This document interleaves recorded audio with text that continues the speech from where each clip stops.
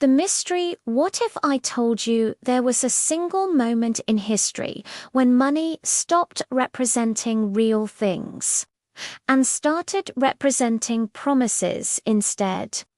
A day when owning factories, land, gold, or resources became less important than owning someone else's obligation to pay.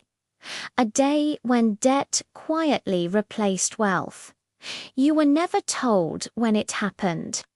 There was no global announcement, no emergency broadcast. But from that moment on, the world began rewarding those who lend more than those who produce, those who own paper claims more than those who create real value. And here's the unsettling part. Most economic crises since then haven't been accidents, they've been side effects. So today, we're uncovering the hidden story behind the day debt became more valuable than real wealth, how it happened step by step, why it keeps repeating, and why escaping it may be harder than anyone wants to admit. Part 1. Setting the stage. When wealth was real for most of human history, wealth was tangible, land fed people, livestock reproduced. Gold and silver were scarce, physical, and hard to fake. Debt existed, but it was dangerous. In ancient Mesopotamia, excessive debt regularly led to revolts. Kings would cancel debts entirely to prevent social collapse.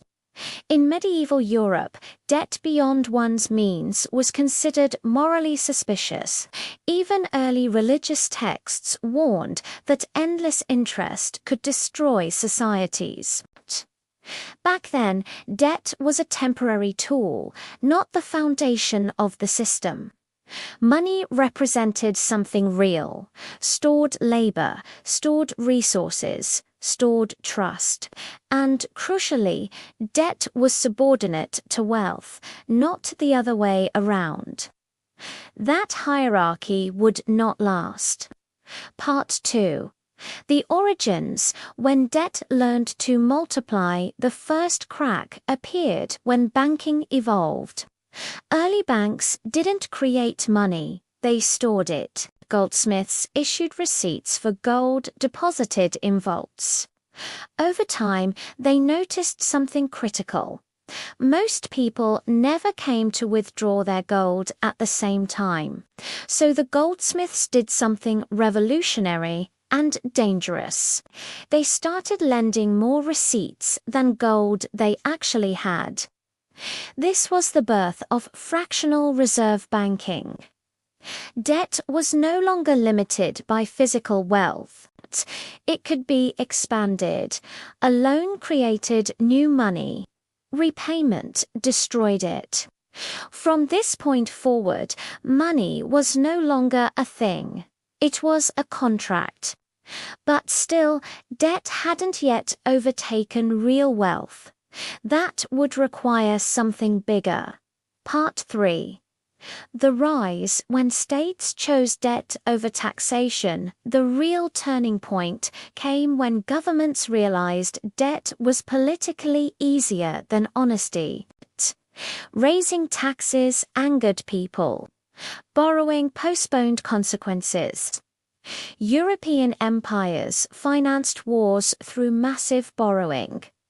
Central banks emerged to manage state debt. Bonds became prestigious assets, safe, guaranteed, and interest-bearing.